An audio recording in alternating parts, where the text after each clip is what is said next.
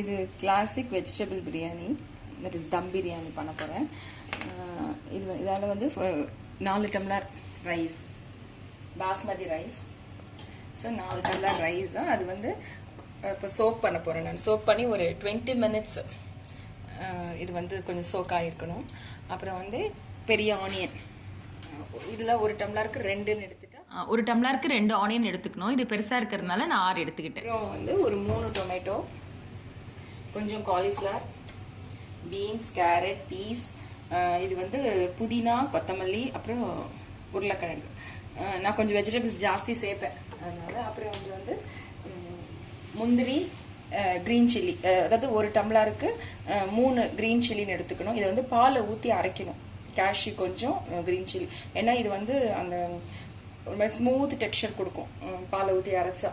அதனால இது கொஞ்சம் பால் ஊற்றி அரைக்கணும். இஞ்சி பூண்டு பேஸ்ட், அதனால இந்த டேபிள் ஸ்பூனால் 1 டம்ளருக்கு எப்பயுமே 1 ஸ்பூன் அளவு எடுத்துக்கணும். ஸோ இதில் 4 டேபிள் ஸ்பூன் வச்சுருக்கேன். இதில் தண்ணி எடுத்துட்டு அதில் கொஞ்சம் சால்ட் போட்டுக்கணும். அப்புறம் சாய் ஜீரா ஒன்றும் இல்லை, பிரியாணி ஜீரா, அப்புறம் கொஞ்சம் ஏலக்காய், 2-3 கிராம்பு, அப்புறம் கொஞ்சம் எண்ணெய் ஊற்றி ரெடியாக வச்சுக்கணும். ஏன்னா இதில் தான் ரைஸை நம்ம வந்து வேக வைக்க போகிறோம். பாயில் பண்ணி ஒரு 3/4 வெந்த பிறகு இந்த பாத்திரத்தில் நம்ம தம் போட போகிறோம். இது வந்து தாளிக்கிறதுக்கு பே லீஃப், அப்புறம் இந்த பட்டை, இதுதான் ஷா ஜீரா, பிரியாணி ஜீரா, கிராம்பு, ஏலக்காய், இதுதான் தாளிக்க போகிறோம். அப்புறம் மெயினாக வந்து அப்புறம் கொஞ்சம் தனியாத்தூள் ஆட் பண்ணுவேன் நான், 1 டீஸ்பூன். அப்புறம் தனி மிளகாத்தூள், அப்புறம் கரம் மசாலா தூள். இது நான் வீட்டிலே ப்ரிப்பேர் பண்ணது, என் ஃப்ரெண்டு சொல்லி கொடுத்தாங்க. இது கரம் மசாலா தூள் வந்து இது எல்லாமே mutton biryani, chicken biryani, mutton kurma, chicken kurma எல்லாத்துக்கும் ஆட் பண்ணுற கரம் மசாலா தூள் இதுக்கு. இதில் என்னென்ன இன்க்ரீடியன்ஸ்னால் பட்டை, எல்லா ஸ்பைசஸும் சேர்த்துக்கணும். பட்டை, இலை, கிராம்பு, ஏலக்காய், ஜாதிபத்திரி, அப்புறம் அன்னாச்சி மொக்கு, மராட்டி மொக்கு, எல்லாமே இதில் ஆட் பண்ணணும். கடல் பாசி, எல்லாமே ஈக்குவல் அமௌண்ட். 100 கிராம் எடுத்து எல்லாம் 100 கிராம் எருமையாக எடுத்து வானலில் நல்லா ரோஸ்ட் பண்ணிவிட்டு ஆற வச்சு மிக்சியில் கோஸாக அரைச்சி வச்சுக்கணும். இதுதான் நான் எல்லாத்துக்கும் ஆட் பண்ணுவோம். இது நல்ல ஃப்ளேவர் என்ஹான்ஸ் நல்லா கொடுக்கும். இது கரம் மசாலா தூள். இது 2-3 இயர்ஸ் கூட வரும். ஃப்ரிட்ஜில் டைட்டாக ஸ்டோர் பண்ணி வச்சுக்கலாம் கண்டெய்னரில். ஸோ இதை நான் இதில் ஆட் பண்ணுவேன். ஸ்டவ் ஆன் பண்ணிவிட்டு இது வந்து நான் ஒரு 3 டேபிள் ஸ்பூன் கீ ஆட் பண்ணுறேன்.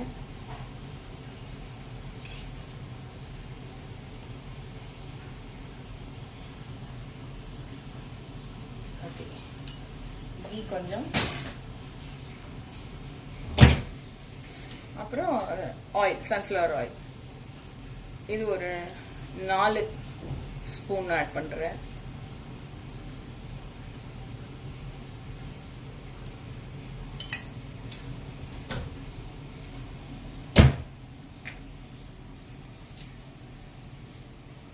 ஹீட் ஆயிடுச்சு.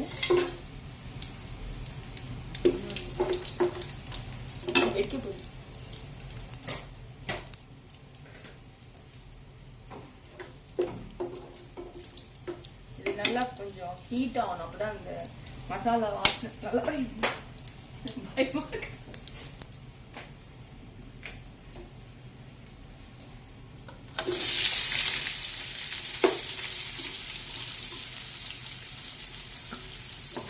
இந்த ஆனியன் வந்து நல்லா ஃப்ரை ஆகணும், நல்லா வதங்கணும். ஆனியன் ஃப்ரை ஆயிடுச்சு. இப்போ நான் வந்து 4 டேபிள் ஸ்பூன் அந்த இஞ்சி பூண்டு பேஸ்ட் ஆட் பண்ணுறேன்.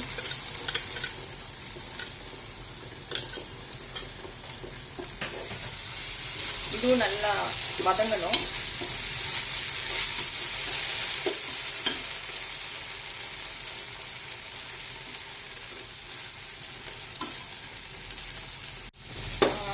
இஞ்சி பூண்டு பேஸ்ட் நல்லா வதங்கிடுச்சு. அப்புறம் நான் வந்து இதில் தக்காளி ஆட் பண்ணுறேன். ஒரு 3 தக்காளி ஆட் பண்ணுறேன்.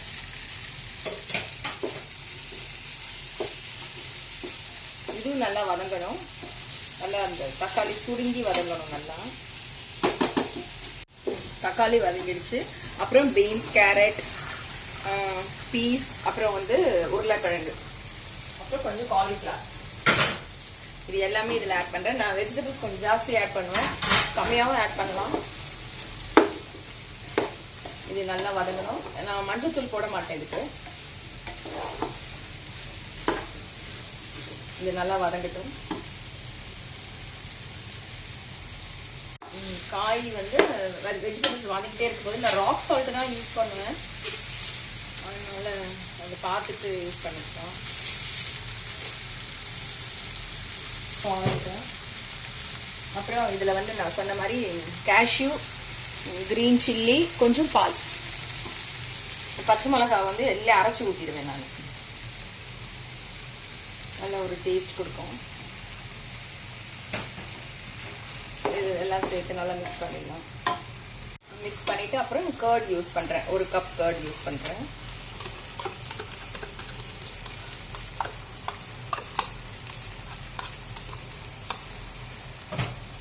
கொஞ்சம் நல்லா மிக்ஸ் பண்ணணும்.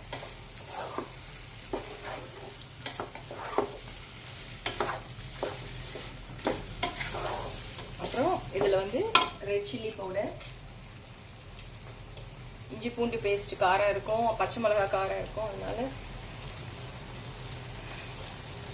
கொஞ்சம் ரெட் சில்லி,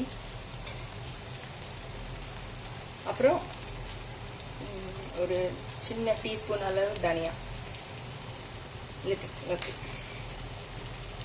இதை மிக்ஸ் பண்ணிட்டு கவர் பண்ணி வெஜிடபிள்ஸ் கொஞ்ச நாள் வேக வைக்கணும். அப்புறமா புதினா மல்லி ஆட் பண்ணணும். இப்போ ஆட் பண்ணா அந்த வாசனை எல்லாம் போயிடும். ஓகே, இது மிக்ஸ் பண்ணிட்டேன். இது சிம்ல வச்சு கவர் பண்ணி வேக வைக்கணும். வெஜிடபிள்ஸ் பாதி பாயில் ஆயிடுச்சு. இப்போ நான் அந்த புதினா மல்லி சேர்க்கிறேன்.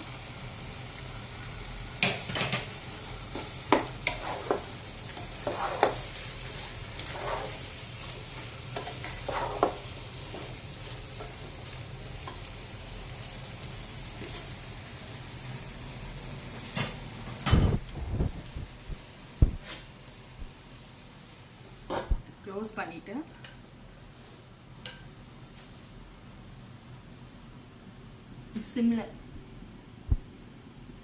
சிம்ல வைக்கணும். அது ஒரு 10 minutes அந்த வெஜிடபிள்ஸ். இதுக்கு மீன் டைம் நம்ம இதை பாயில் பண்ணிடுவோம். இந்த ரைஸ்க்காக நல்லா தண்ணி பாயில் ஆயிடுச்சு. இப்போ நான் அதில் ரைஸ் போடுறேன்.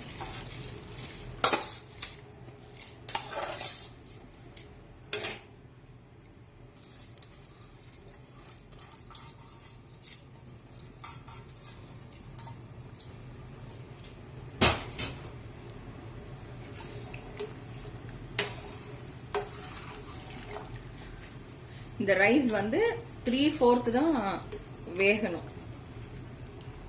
அது கொஞ்சம் காட்டுறேன். நல்லா ஒரு கொதி வரணும். இருக்கும். இது வந்து சோயா சங்க்ஸ். இது நான் தனியா பாயில் பண்ணி வச்சிருக்கேன். இப்போ சின்ன சின்னதாகவும் கிடைக்குது. இது கொஞ்சமா ஆட் பண்ணலாம். இதுல ஃபர்ஸ்டே ஆட் பண்ணா கரைஞ்சிடும். அதனால நல்லா வெஜிடபிள்ஸ் வெந்த பிறகு இதை பாயில் பண்றேன்.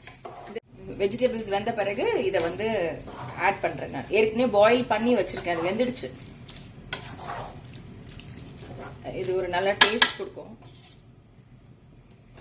ஸோ வெஜிடபிள்ஸ் இப்போ ரெடியா இருக்கு. ரைஸும் வந்து பாயில் ஆயிட்டு இருக்கு. இது 3/4 வரணும். இப்போ ரைஸ் வந்து 3/4 வெந்துருச்சு. ஃபுட்டு கட் பண்ணுங்க. ஃபுட்டுன்ட்டு இப்போ ரைஸ் வந்து 3/4 வெந்துருச்சு. இப்படி நீங்கள் இந்த ஒரு ரைஸை எடுத்து இப்படி வச்சு கையால் அப்படி பிரேக் பண்ணிங்கன்னா அப்படி 2ஆ வரணும். அப்படி வந்துச்சுன்னா அது 3/4. அதுதான் பதம். இதில் ஃபில்டர் பண்ணிட்டு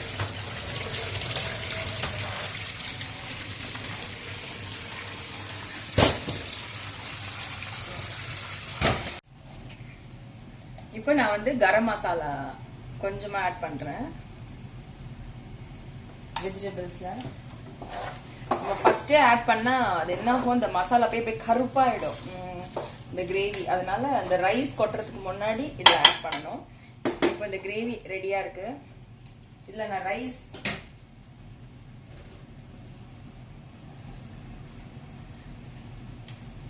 நான் ஃபில்டர் பண்ணி வச்சிருக்கிறத நான் வந்து இப்போ அதுல ஆட் பண்றேன். தம் போட போறேன். ஆட் பண்றேன். ஆட் பண்ணுறேன். இப்போ நான் வந்துட்டு ரைஸ் எப்படி பண்ணிட்டு ரைஸ் மேலேயும் கொஞ்சமாக மசாலா,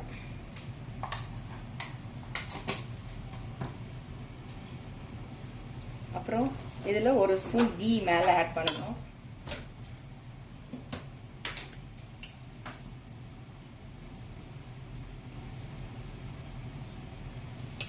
அந்த ஹாட்னஸ் இருக்கும் போதே இந்த ரைஸ் வந்து ஃபில்டர் பண்ண அடுத்த செகண்டே இதில் போட்டுருணும். அப்பதான் அந்த தம்ல நல்லா வரும் ரைஸ். அப்புறம் இதை நல்லா இது பண்ணிட்டு அப்புறம் red colour, kesari colour red, அதை நான் கொஞ்சம் ஆட் பண்ணுவேன்.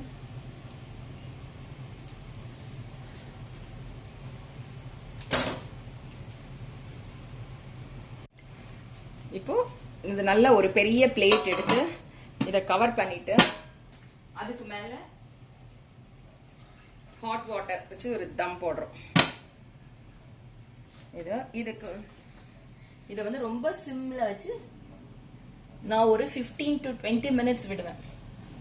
அப்புறமா கிளறி அப்புறம் ஆஃப் பண்ணிட்டு அப்புறம் அதுலயே ஒரு 10 minutes பிரியாணி ரெடி. இது 20 minutes ஆயிடுச்சு. இப்போ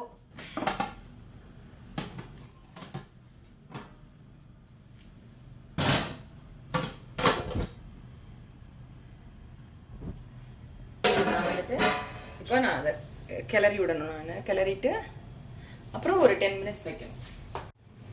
இப்போ நான் கிளற போறேன். இது உடையக்கூடாது, ரைஸ் உடையாம கிளறணும். கீழே இருந்து எப்படி எடுக்கணும், ரைஸ் உடையக்கூடாது. நல்லா கலரிக்கணும். இப்படி கலர்ன பிறகு ரைஸ் உடையில பாருங்க, உடையக்கூடாது. கலரணும், உடையாம கலரணும். இது கொஞ்சமா பண்ணீங்கன்னா அப்படியே எடுத்து குலுக்கி கூட சரி பண்ணிக்கலாம்.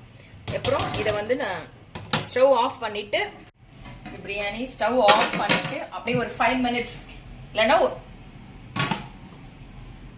5 கிளறிட்டு இப்போ நான் வந்து மறுபடியும் ஸ்டவ் ஆன் பண்ணி ரொம்ப சிம்ல 5 minutes வச்சு ஆஃப் பண்ணிடுவேன். அவ்வளவுதான். அதுக்கப்புறம் 10 minutes விடலாம், இல்லை நீங்க உடனே சர்வ் பண்ணாலும் பண்ணலாம். ஓகே, 5 to 10 minutes ஆயிடுச்சு. நான் ஆஃப் பண்ணிட்டேன்.